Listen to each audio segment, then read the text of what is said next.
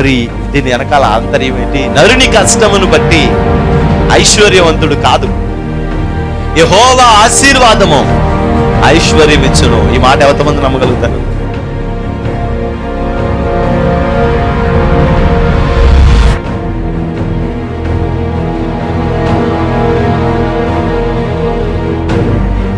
ఆ రక్షణను మనం చూడాలి, అనేక ఆత్మల రక్షణను మనం చూడాలి.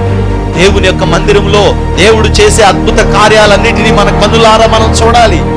నేడు ఈ ఇంటికి రక్షణ వచ్చింది. ఎప్పుడో మన దోషములను మనం విడిచిపెట్టుకున్నాం.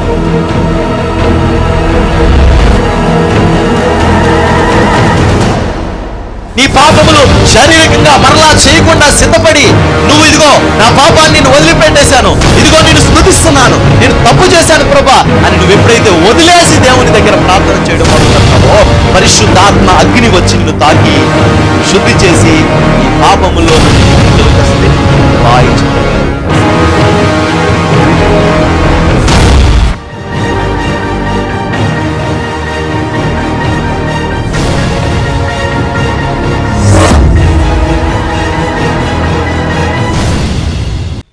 దేవునికి లోబడి ఉండుడి, అపవాదిని ఎదిరించుడి, అప్పుడు వాడు మీ యొద్ద నుండి పారిపోవును.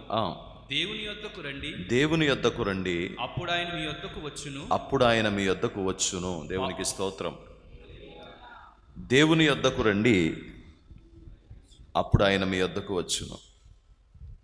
అపవాదిని ఎదిరించండి, వాడు మీ యొద్ద నుంచి పారిపోవును. చాలా చక్కటి విషయాల్ని యాకోబు ఈ పత్రికలో రాస్తూ ఉన్నాడు. నాంచకుండా అన్ని విషయాలు ఎక్కువ తెగేసి మాట్లాడకుండా చాలా స్పష్టంగా చెప్పాలి. తను ఏదైతే చెప్పాలి అనుకుంటున్నాడో, ఏదైతే వివరించాలనుకుంటున్నాడో దాన్ని స్పష్టంగా వివరిస్తూ తను కొన్ని మాటలను రాసుకుంటూ వచ్చాడు. అందులో ఆయన అన్న మాట ఏంటంటే, దుష్టుడిని అపవాదిని ఎదిరించండి, అప్పుడు వాడు మీ యొద్ద నుంచి పారిపోతాడు. ఎప్పుడైతే వాడిని మీరు ఎదిరిస్తారో వాడు మీ మీద పోరాటం చేయలేక పారిపోతాడు.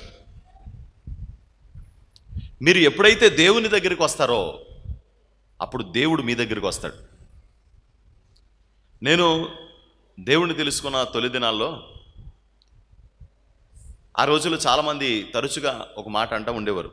ఇప్పుడు ఆ మాట కొంచెం తక్కువే, కానీ దేవుడి పని మనం చేస్తే మన పని దేవుడు చేస్తాడని అనేవారు ఆ రోజుల్లో.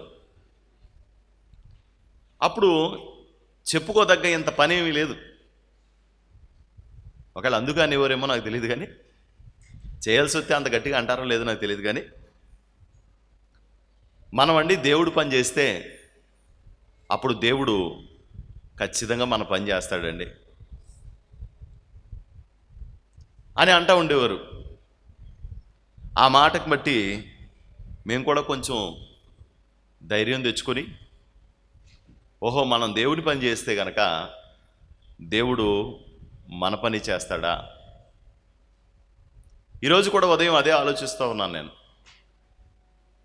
ఆలోచిస్తున్నప్పుడు నాకు ఒక వాక్యం మరీ జ్ఞాపకం వస్తూ ఉంది. అదేంటంటే, దేవుని వద్దకు మీరు రండి, అప్పుడు దేవుడు మీ దగ్గరకు వస్తాడు.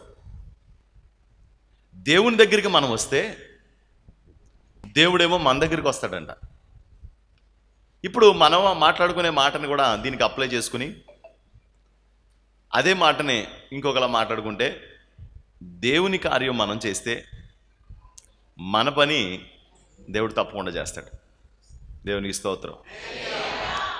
కొంచెం మనకు నచ్చినట్టుగా ఈ మాట ఉన్నప్పటికీ ఇది మాత్రం ఖచ్చితంగా వాస్తవమే. దేవునికి నచ్చే విధంగా, దేవుడు ఇష్టపడే రీతిగా మనం దేవుని కొరకు జీవించగలిగితే తప్పకుండా ప్రభు మన పక్షంగా కృప చూపిస్తాడు, సహాయం చేస్తాడు. దేవుని కార్యాలు మనుషుని కార్యాలు, దేవుని పనులు మనుషుని పనులు, దేవుని ఉద్దేశాలు మనుషుని ఉద్దేశాలు. ఇవన్నీ ఒకదానికొకటి కొంచెం ఆపోజిట్ డైరెక్షన్లో ఉంటాయి. మనకిష్టమైనవి ఏమో దేవుడికి ఇష్టం అవ్వవు. దేవుడికి ఇష్టమైనయేమో మనకిష్టం అవ్వవు. అసలు దీనిలో ఎంత మనం తెగేసుకున్నా సరే దేవుని ఇష్టాలన్నీ వేరుగా ఉంటాయి, మన ఆలోచనలన్నీ వేరుగా ఉంటాయి, దేవుని ఉద్దేశాలన్నీ వేరుగా ఉంటాయి, మన ఉద్దేశాలన్నీ వేరుగా ఉంటాయి. అయితే దేవుని యొక్క ఇష్టానికి, దేవుని యొక్క చిత్తానికి మనం మన జీవితాన్ని లోబరుచుకోగలిగితే, దాన్ని అనువరించుకోగలిగితే, అప్పుడు దేవుని కార్యాలని మనం చాలా ఆశ్చర్యకరంగా చూడగలుగుతూ ఉంటాం. అందుకే కొంతమంది ఏమంటూ ఉంటారంటే, ఏమండే పరిగెత్తి పాలు తాగే కంటే నిలబడి నీళ్లు తాగిన ప్రశాంతంగానే ఉంటుందండి బాబు. జీవితం అంతా పరుగైపోతుందండి బాబు. ఒక యంత్రం ఎలా పనిచేస్తుందో మేము కూడా అలా పనిచేస్తే వెళ్ళిపోతున్నాం యాంత్రికంగా. ఒక యంత్రం ఎలా పనిచేస్తుందో అలాగా మా జీవితం అలాగే గడిచిపోయి వెళ్ళిపోతుంది. ఇక్కడ ఉన్నవాళ్ళు మీరు కూడా ఆలోచించుకుంటే మన జీవితాలు కూడా కొన్నిసార్లు అలాగే వెళ్ళిపోతున్నాయి. ఏం మార్పు ఉంది మన జీవితంలో?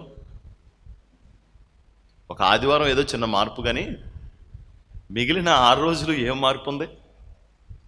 అందరూ పొద్దున్నే లెగుస్తారు, కాలకృత్యాలు తీర్చుకుంటారు, ఎవరి పని కాళ్ళకు పరిగెట్టుకుని వెళ్ళిపోతాం.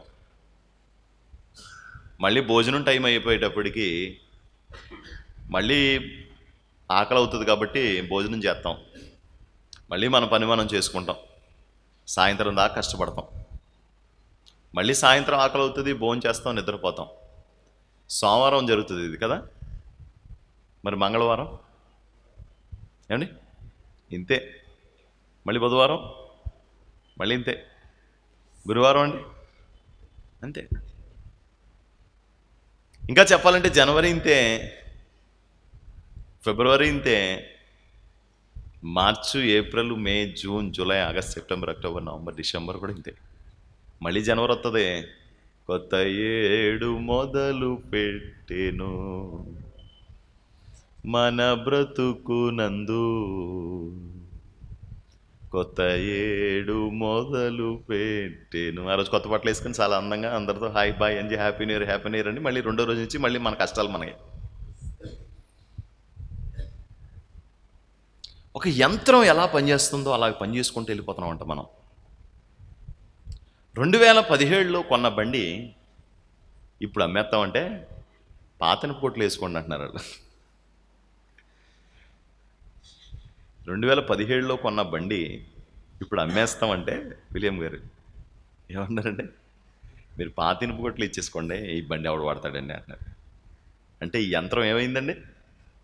అప్పుడు చాలా డబ్బులు పెట్టుకున్నామండి, అంటే మీరు వాడేసుకున్నారు కాబట్టి ఇది పాడైపోయిందండి. పాతినప కొట్లో మీకు ఓ 15,000 10,000 ఎంతో దానికి నిర్ధారించిన రేట్ ఇస్తారండి అని చెప్పాను. అలా మన బ్రతుకు ఎలాగవుతుందంటే, మనం ఒక యంత్రంలా పనిచేసి చివరాఖరికి వెళ్ళిపోయిన తర్వాత భార్య కోసం, పిల్లల కోసం, కుటుంబం కోసం, భర్త కోసం చాలా పనిచేసిన తర్వాత చివరాఖరికి వచ్చిన తర్వాత అందరికీ ఒక వయసు రాక తప్పదు, ఆ వయసు వస్తుంది. వచ్చిన తర్వాత అందరికి కూడా ఓ ప్రత్యేకమైన గది ఏర్పాటు చేయబడుతుంది. ఆ గదిలో మాత్రమే మనం ఉండాలి. మీకు ముందుగా జరిగిన విషయాలు మీ కళ్ళ ముందు కనపడలేదా? చక్కగా గదిలోకి వెళ్ళిపోతాం, ఎవ్వరు రారు, ఆ గదిలో మనమే ఉండాలి. అప్పుడప్పుడు భోజనం తీసుకొస్తాక ఎవరో ఒకళ్ళు వస్తారో, నాకు అరగదంటే ఊరుకోరు, నాకు పడదంటే ఊరుకోరు, తినేయమంటారు, మోషన్స్ అయిపోతే తిడతారో, వాంతులు అయిపోతే కక్కేసుకున్నామంటారు, బట్టలు మార్చుకోవడానికి కూడా మనకు ఓపిక ఉండదు. అప్పుడు అనుకుంటా ఉంటామంట ప్రసంగిలాగా, వ్యర్థం సమస్తం వ్యర్థం. కొడుకులు అనుకున్నాను, కూతుర్లు అనుకున్నాను, అన్నదమ్ములు అనుకున్నాను, నాకు చెల్లెలు అనుకున్నాను, కానీ నన్ను తీసుకొచ్చి ఇందులో పెట్టారు అని అనుకున్నాను. ఇది కూడా కామన్గా జరుగుతుంది, ఇది కూడా సర్వసాధారణంగా జరుగుతుంది. మనం ఎంత అందగాళ్ళమైనా, ఎంత బలవంతులమైనా, ఎంత మంచోళ్ళమైనా, ఎంత మంచోళ్ళు కాకపోయినా, ఆఖరికి చెప్పాలంటే ఎంత డబ్బు సంపాదించినా, ఎంత డబ్బు సంపాదించకపోయినా, ఎందుకంటే అవయవాలన్నీ పాడైపోయినాయి, అరగదీసేసుకున్నాం. అవయవాలన్నీ అరగదీసేసుకున్నాం. ఎవరి కోసం? వీళ్ళందరి కోసం. ఏం చేసావు అన్నయ్య నువ్వు అంటుందంట కాదు. ఏం చేసావని ఏంటి, ఏం దిగేసావేంటి అంటుందండి. పాపం చాలా కష్టపడ్డాడు ఆ కుర్రాడు. అనిపించుకోక తప్పున అండి కొడుకు అంటాడు, ఏం వెలగబెట్టేసావు ఏంటి, మాకేమన్నా రియల్ ఎస్టేట్ లాగా ఏమైనా అపార్ట్మెంట్ ఇచ్చేవేంటి. అనిపించుకోక తప్పదు. భార్య అంటది, మీరేమైనా 7 వారాలు నగలేసి నన్ను ఏమైనా ఊర్లో తిప్పారండి, ఎప్పుడు సేవండియే కదా వేసుకుని తిరిగాను, నువ్వేదో నాకేదో పెద్ద చేసేసినట్టు. మనం వీళ్ళ కోసమే చాలా చేస్తామని ఫీల్ అవుతున్న మనకి ఏదో రోజు ఎదురయ్యే నగ్న సత్యం ఇది. కాదంటారండి? కాదంటారండి? కాదనడానికి ఎవరికి లేదు అవకాశం. నువ్వు ఏం చేసినా ఎలా చేసినా.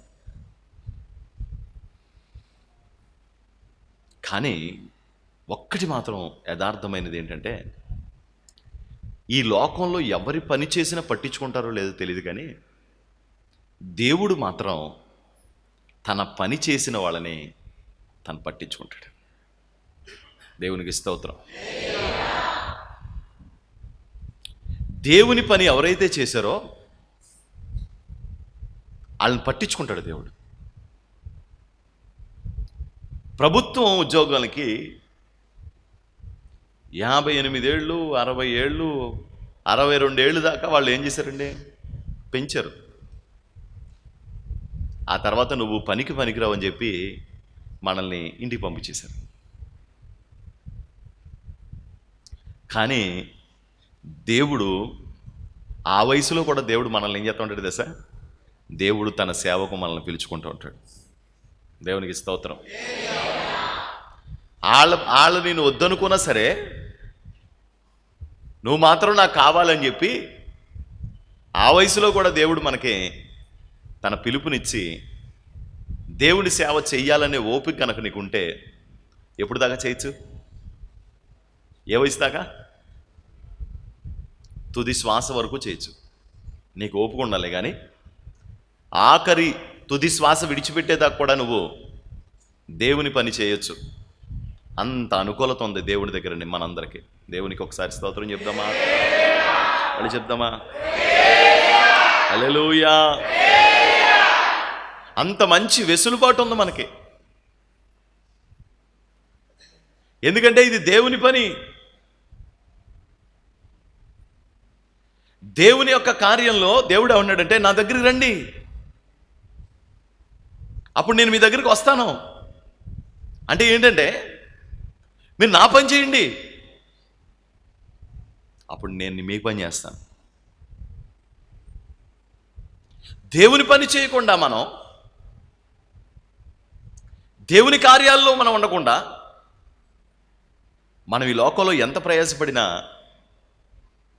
మన జీవితం పెట్టను కొట్ట పొయ్యిలో పెట్ట అన్నట్టు పరిస్థితి అయిపోతుంది. ఎంత ప్రయాసపడినా ఈ లోకానికి మనం సంపాదించేది, మనం తీసుకెళ్ళేది, మనం వాళ్ళకి ఇచ్చేది కూడా ఏముండదండి. ఇప్పుడు ఆలోచన చేస్తే కొన్ని విషయాలు వాక్యాధారంగా ఆలోచన చేద్దాం. దేవుని కార్యం చేసి మనం దేవుని కొరకు నిలబడితే ఎలాగ ఉంటుందో ఒకసారి ఆలోచన చేస్తే, సారేపతి అనే ఊరిలో ఒక విధవరాలు ఉందంట. సారేపతి ఆ ఊరి పేరు. ఆ ఊరిలో ఒక విధవరాలు ఉందంట. ఆ విధవరాలు చాలా కరువులో ఉందంట. దేశమే కరువులో ఉంది. పాపం ఆ విధవరాలు కూడా అందరితో పాటు కరువు మామూలే కదా. కరోనా వైరస్ వచ్చినప్పుడు ఎలాగైతే కరువు వచ్చిందో పాపం అలాంటి కరువు వచ్చేసింది. తింటే అక్కడ తినలేదు ఎవరికి. అలాంటి రోజులు వచ్చిన తర్వాత ఇక పాపం వాళ్ళు ఎన్ని ప్రయత్నాలు చేసుకున్నారు కానీ పాపం మిగిలిన ఇంకా రోజు పరిస్థితి అంతా జటిలం అయిపోయింది.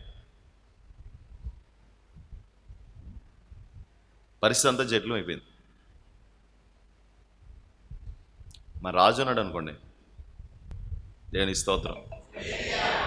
ఒక పెద్ద బోర్డు ఒప్పుకుంటాడు, పెద్ద బోర్డు ఒప్పుకుంటాడు, ఈ చివరి నుంచి ఆ చివరి వరకు 10, 20. 10 ఏమో ఎత్తు, 20 ఏమో వెడల్పు. ఎన్ని అడుగులు వస్తుంది? 200 అడుగు. ఇప్పుడు 200 అడుగుకు వస్తుంది. ఈయన ఓ 4,000కి ఒప్పుకుంటావా? ఒక 5,000కి ఒప్పుకుంటావా? 5,000 ఒప్పుకుంటావు. 5,000కి ఒప్పుకున్నాడు. మా యోధారాజుకి 5,000 వస్తాయి, ఈ చీటీ కట్టేద్దాం. 5,000 వస్తాయి, ఈ వారం డాక్రా వదిలించేద్దాం, ఇది వదిలించేద్దాం అని ప్లాన్ వేసుకుంటాడు. ఏమొస్తే బోర్డు వచ్చింది, 5,000కి ఒప్పుకున్నాను. బోర్డు వచ్చేసింది, 5,000కి ఒప్పేసుకున్నాను. ఇప్పుడు అయ్యగారు 5,000 వాళ్ళు కొట్టేశారు. కొట్టేసిన తర్వాత ముందు డిజైనింగ్ చేయించాలి కూర్చొని, వాళ్ళ దగ్గర నుంచి ఫోటోలన్నీ తీసుకొని డిజైనింగ్ అంతా చేసాడు. ఒక రోజంతా కూర్చొని అక్కడ డిజైనింగ్ చేయించాడు. ఒక రోజు జీతం పోయే డిజైనింగ్ చేసి ఫ్లెక్సీ వాళ్ళకి పంపించాడు. డిజైనింగ్ చేసి ఊరికి చేస్తాడు రాజు. 200, 300 ఆ పనిని బట్టి తీసుకుంటాడు. తీసుకున్న తర్వాత అక్కడ మిషన్ మీదకి ఫ్లెక్సీ వెళ్తుంది. ఫ్లెక్సీ ఎక్కగానే మనోడు ఉద్దేశం ఏంటి? 5,000 వస్తాయి, 5,000 వస్తాయి, 5,000 వస్తాయి. ఈ 5,000 నుంచి ఆల్రెడీ 500 పోయే, ఇంకా 4,500 మిగిలింది మనోడికి. కానీ మనోడి ఉద్దేశంలో మాత్రం ఏంటి? 5,000 నావే. బలమైన సంకల్పం. 5,000 నావే, 5,000 ఈయనవే అనుకుంటారు కూడా. పురమాయించిన ఇస్సాక్ గారు కూడా, మా ఊరినే చేస్తామంటే 5,000 దొబ్బుతున్నావు కదా అంటాడు. ఆల్రెడీ 500 పోయే, ఫ్లెక్సీ మిషన్ మీదకి వెళ్ళింది. ఓ 3,000 పంపమన్నాడు. అక్కడికి 3,500 పోయే, ఇంకా 1,500 ఉన్నాయి మనోడి దగ్గర. ఫ్రేమ్ చేయించారు, 1,000 రూపాయలు పోయే. ఇంకెంత మిగిలింది? 500 మిగిలింది. దీన్ని ఆటో మీద వేసుకుని తీసుకెళ్ళాలి మనోడు.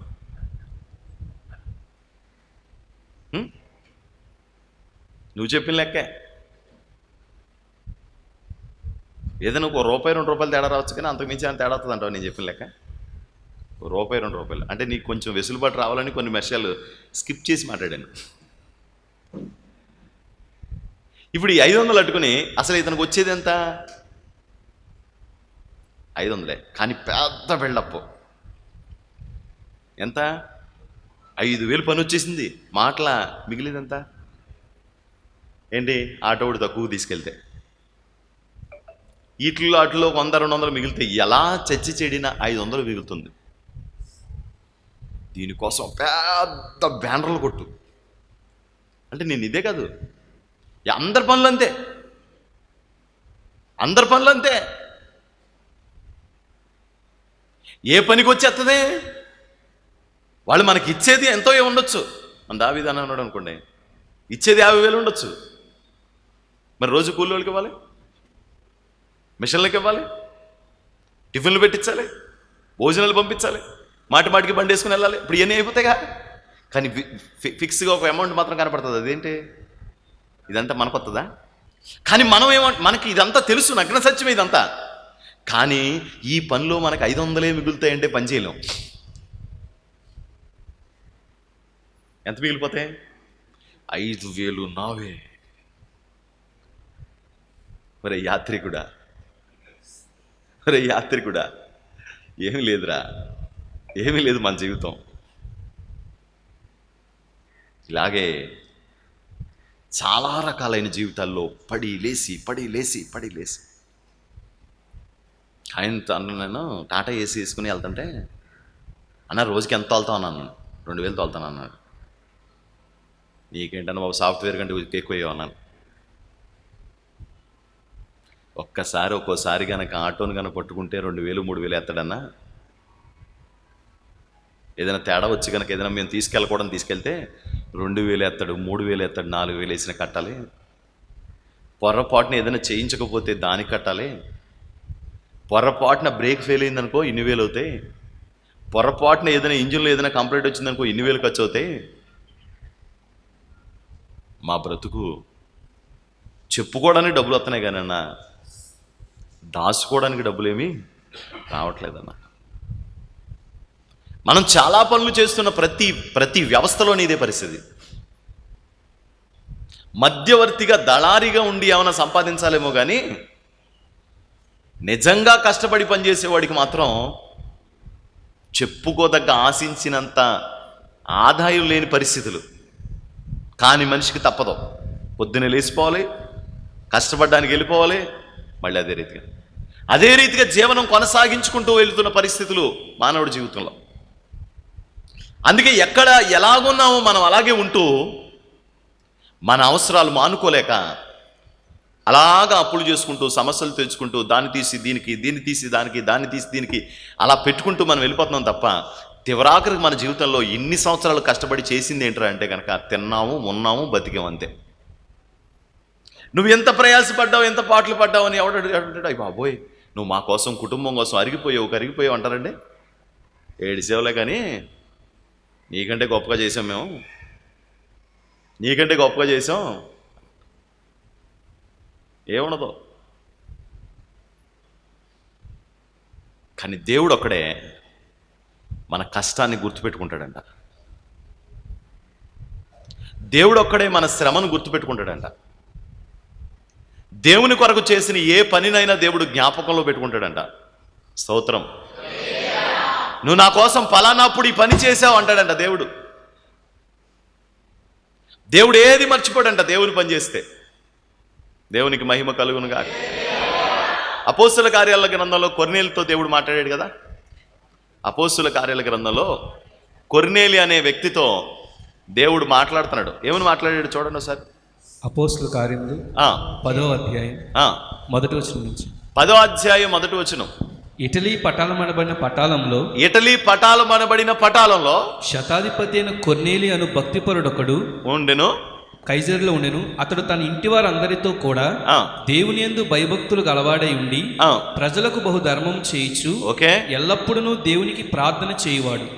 పగలు ఇంచుమించు 3 గంటల వేళ దేవుని దూత అతని యొద్దకు వచ్చి కొర్నేలి అని పిలుచుట దర్శనమందు తేటగా అతనికి కనబడెను. తేటగా ఒక విషయం కనబడుతున్నాడు. దేవుడు అంటే కొర్నేలి అని పిలుతున్నాడంట. ఈయన అనుకున్నాడో దేనికో పని కోసం పిలుతున్నాడేమో అనుకున్నాడంట. ఎవరన్నా మనకు ప్రేమగా పిలిచారనుకోండి ఏమనుకుంటాం మనం అంటే సిగరెట్ పీకుల వాళ్ళు ఉంటారులేండి, వాళ్ళ గురించి కాదు నేను చెప్పేది. కొంచెం పద్ధతి పాడు ఉన్నవాళ్ళు, అనామక ఎదవలు ఉంటారు కొంతమంది, వాళ్ళ గురించి కాదు. వాళ్ళ గురించి మనం మాట్లాడుకోకూడదు. అనామక ఎదవలు అంటారు వాళ్ళని. వాళ్ళ గురించి కాదు నేను చెప్పేది, కొంచెం పద్ధతి ఉన్న వాళ్ళ గురించి చెప్తున్నాను. ఇంకా ఏం పనలేదు పాపం.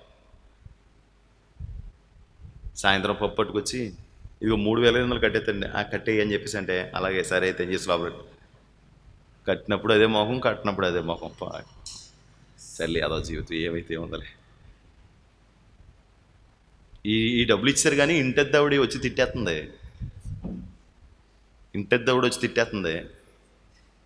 నాకేం అర్థం కావట్లేదు. మనం సంసారం చేస్తున్నాం, ఏం చేస్తున్నాం, మరి ఏం కష్టపడుతున్నారో తెలియదు.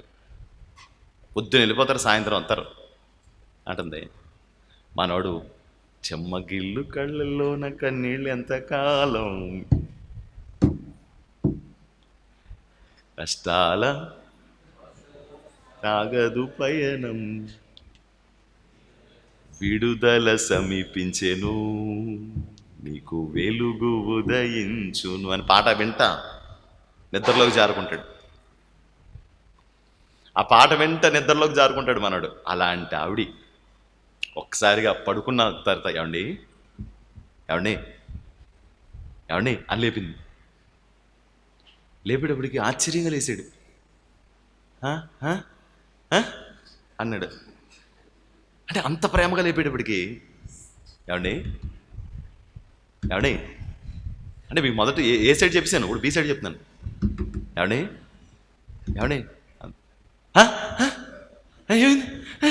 అన్నాడు. అయ్యే లేదండి, కంగారు పడకండి. అంటే అంత ప్రేమగా మాట్లాడేసరికి వాడు ఒకసారి షాక్ అయ్యాడు. కానీ ఇద్దరు ముగ్గుడిలో మెతన బగడి వేసానండి. ఈ పకోడి తినండి అందే.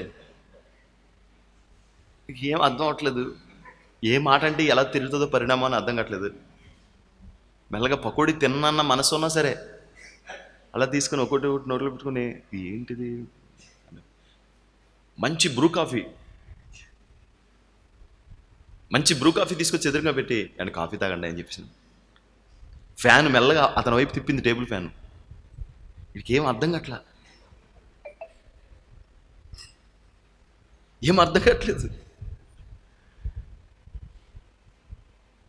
ఏంటి ఏమండి అని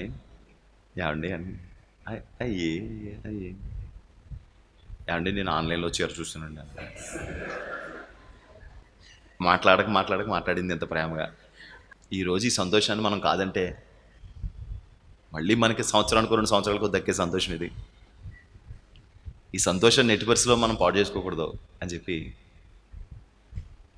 చీర మనం కొనుక్కున్నావు కదా కిస్మిస్కి అని. క్రిస్మస్ ఎప్పుడైందండి అంట. ఇంకా జాలి అయిపోతుంది గుండె, మనోడికి గుండె పగిలిపోతుంది. మంచు పర్వతం పగిలిపోయినట్టు అయిపోతుంది లోపల మనసులో. ఓ పక్కన భయం ఉన్నప్పటికీ వెంటనే మళ్ళీ అంటుంది, ఏమండి ఈ చీర ఎలా ఉంది చెప్పండి. చీర బాగుంది కానీ రేట్ ఎలా ఉంటుంది ఏంటో. ఎంత మనోడికి ఎంత ఆడోళ్ళు చీర చూస్తారు, మగోళ్ళు ఏమో రేట్ చూస్తారు. ముందు ట్యాగ్ చూసారా మీరు? ఆ మగోళ్ళు షాపు తీసుకెళ్ళినప్పుడు చూసారా మీరు? నేను చాలామందిని చూస్తూ ఉంటాను బట్టల షాపుకి వెళ్ళి. ప్రతి మగోడు ఇలా అంటాడు.